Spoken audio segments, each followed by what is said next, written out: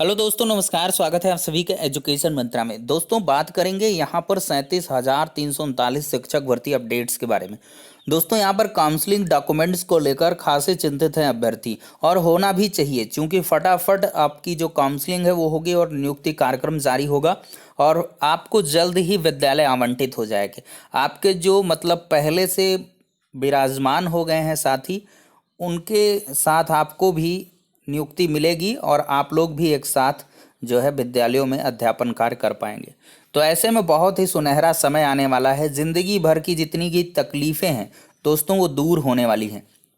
तो इस प्रकार से दोस्तों आपको काफ़ी सतर्क रखना है और काउंसलिंग डॉक्यूमेंट्स को एकदम से रेडी रख लेना है। ठीक है, बहुत सारे ऐसे लोग रहते हैं कि इधर उधर में पहले व्यस्त रहते हैं, व्हाट्सएप, फेसबुक, ट्विटर, इधर उधर में, और फिर इसके बाद जब काउंसलिंग का समय आता है तो इधर उधर टहलते भागते हुए मिलते हैं और खासे परेशान दिखते हैं। तो ऐसे में एजुकेशन मंत्र यूट्यूब चैनल जो है आपको पहले से आगाह करा दे रहा है कि आखिरकार काउंसलिंग डॉक्यूमेंट्स किस प्रकार से आपको रेडी रखने हैं, वरना आपको काफ़ी पछताना पड़ सकता है और इसका जो है भुगतान भी आपको भुगतना पड़ सकता है। तो चलिए दोस्तों, यहाँ पर बात करेंगे डिमांड ड्राफ्ट, चरित्र एफिडेविट और एक सीरियल क्या होगा, किस सीरियल से आपको डॉक्यूमेंट्स रेडी करने हैं, उन सारी चीज़ों को आपके सामने डिस्कस किया जाए।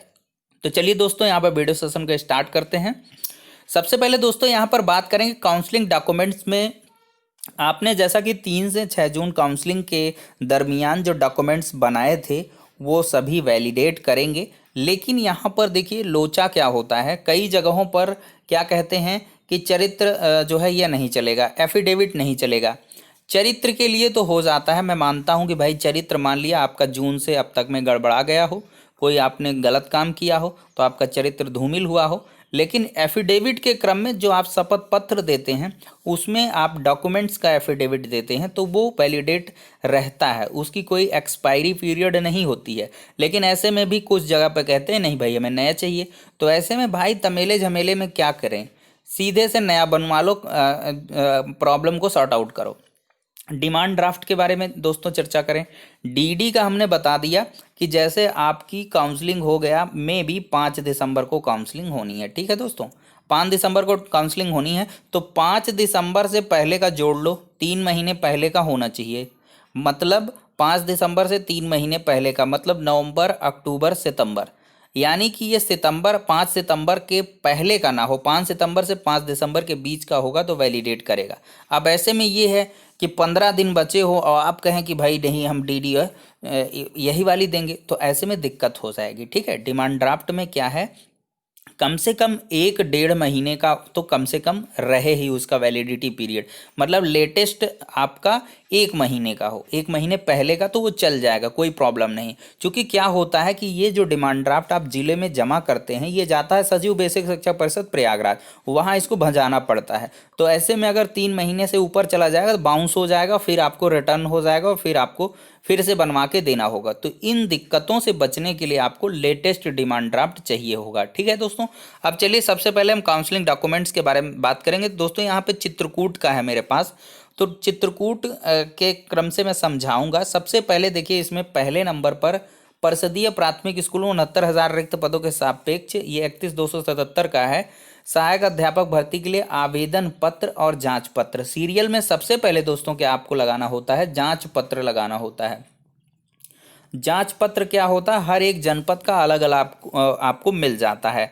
तो जांच पत्र जैसे यहाँ का ये जो है जांच पत्र है, ठीक है, इस फॉर्मेट में ये जनपद चित्रकूट का जांच पत्र है। तो अलग अलग जनपद के रहेंगे, आप लोग काउंसलिंग जब करवाने जाएंगे तो संबंधित जनपद में आपको ये मिल जाएगा।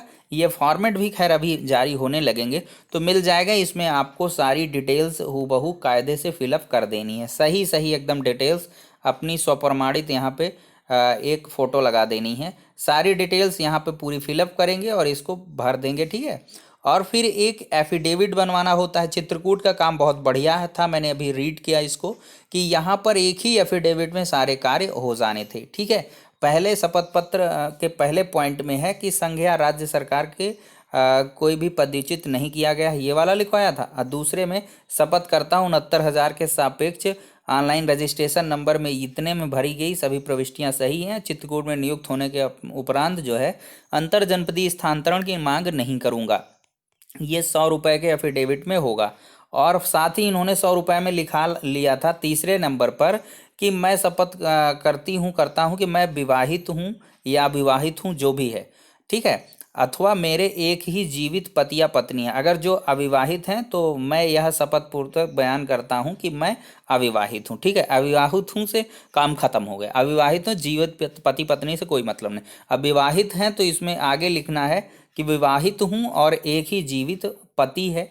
अगर महिला है तो वो पति लिखेगी, अगर पुरुष है तो वो कहेगा पत्नी, ठीक है। और लास्ट में चौथा कॉलम है, शपथ पूर्वक बयान करता हूँ नियुक्ति के समय प्रस्तुत ये मुझे मान्य होगा मेरे अनुसार किसी, ये सब तामझाम लिखना था, ठीक है। तो इन्होंने क्या किया, हर एक चीज़ को यहीं पे समाहित कर दिया था। बहुत ही अच्छा है, अभ्यर्थियों की सहूलियत के लिए बजट में है, 100 रुपये में आपको बनवा लेना है, ठीक है।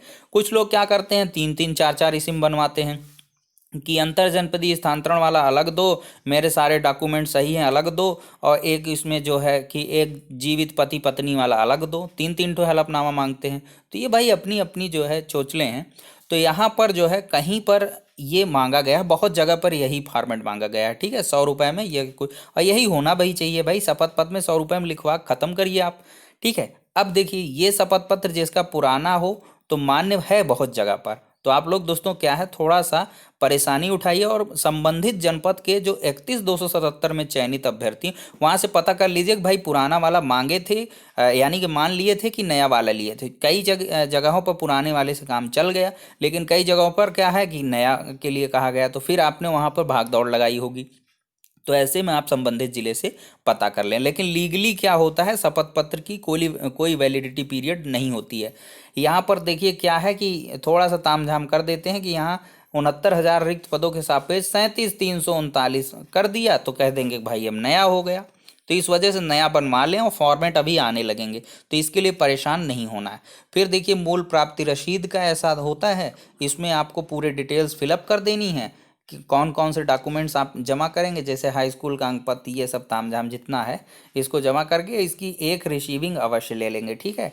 और इसमें देखिए बहुत सारे के डॉक्यूमेंट्स अभी जमा हैं, उनके डाइट में ही डॉक्यूमेंट्स जमा हैं, सॉरी जहाँ भी जमा हो, बीएसए ऑफिस में या डाइट में काउंसलिंग का, तो वहाँ पे जमा है, तो आपके संबंधित जनपद से नोटिस आएगी, ठीक है।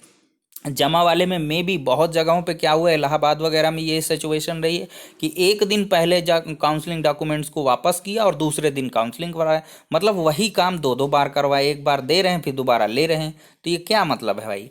तो यहाँ पर अपनी अपनी ज़िले की व्यवस्था है। डीडी के लिए देखिए, ये भाई साहब ने क्या है, कल ही डीडी अपना छपवा लिया, आज ही के डेट में बनवाया, 18 तारीख में, कल ही में अच्छा बनवा लिया इन्होंने। कल ही की डेट में इन्होंने 18 तारीख में डीडी बनवा लिया। सचिव यूपी बेसिक शिक्षा परिषद प्रयागराज के नाम से 500 रुपीज़ का डीडी लगेगा, ठीक है। और इसमें बैंक चार्जेस वगैरह अलग से होंगी। कुछ लोग क्या एक में ही ना डाल देना, 500 रुपये का डीडी जाएगा सचिव बेसिक शिक्षा परिषद प्रयागराज के नाम है, ठीक है दोस्तों। तो सबसे पहले मैंने बताया कि आपका जांच पत्र लगेगा, ठीक है। जांच पत्र यही जो मैंने बता दिया, इस जांच पत्र को भर देंगे और लगा देंगे। और फिर इसके बाद दूसरे क्रमांक पर क्या लगेगा, इन्होंने ऑनलाइन आवेदन की प्रति भी मांगी थी, ठीक है। ऑनलाइन आवेदन मतलब जो आपने जिसमें 75 जनपद भरे हुए हैं उसको, और फिर आवंटित जनपद की सूची जिस पर अभ्यर्थी का अनंतम जो है, जो अभी 37,339 की सूची आएगी, तो उसमें एक जगह पे आपका नाम रहेगा, तो वो प्रिंट आउट पन्ना लगा देना है, ऐसे इसमें मांगा गया था, ठीक है।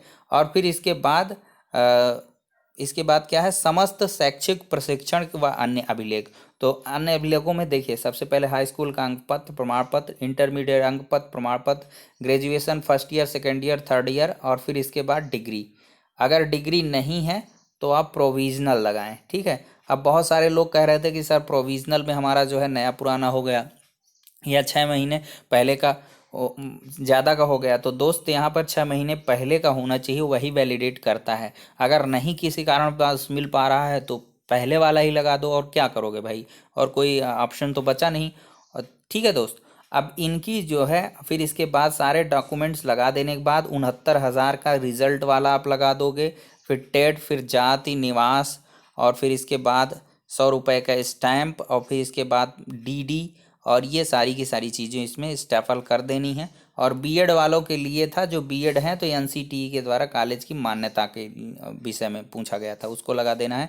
शिक्षा मित्र यदि कोई है, वैसे कोई बचा ना होगा, तो उनका कार्यानुभव का भारांक वाला आप लगा देंगे। ठीक है, बस इतना सा करना है, सभी को लगा करके जमा कर देना है 2 प्रतियों में। 2 प्रतियों में रहेगा, 2 प्रतियां जमा हो जाएंगी, आपके सारे डॉक्यूमेंट्स जमा हो जाएंगे और फाड़ के रसीद दे दी जाएगी, लो भाई एंजॉय करो। फिर इसके बाद क्या है, आपको सीधे से काउंसलिंग हो गई, बस स्कूल अलॉटमेंट के लिए बुला लिया जाएगा। एक दिन दिव्यांग महिलाओं को बुलाया जाएगा, दिव्यांग पुरुषों को, और फिर इसके बाद सामान्य महिलाओं को। इनको चॉइस के लिए बुलाया जाएगा। इस बार बीएसए ऑफिस में ज्वाइन नहीं करवाया जाएगा, सीधे से आपकी काउंसलिंग होगी और फिर चॉइस को लॉक करवाया जाएगा। और इसके बाद पुरुषों का रोस्टर प्रक्रिया के अंतर्गत आवंटन करके सीधे दनादन स्कूल पहुंचा दिया जाए। बस काम खत्म हो गया, इतना सा ही है। तो फिलहाल के लिए इतना ही, अब नेक्स्ट वीडियो में मिलते हैं। कोई भी अगर आपकी एडिशनल प्रॉब्लम है, कुछ भी है, तो उसके रिकॉर्डिंग कमेंट करते चले जाइए, मैं आपको पूरे तरीके से सेटिस्फाइड करने की कोशिश कर दूंगा। ठीक है, नेक्स्ट वीडियो में मिलते हैं।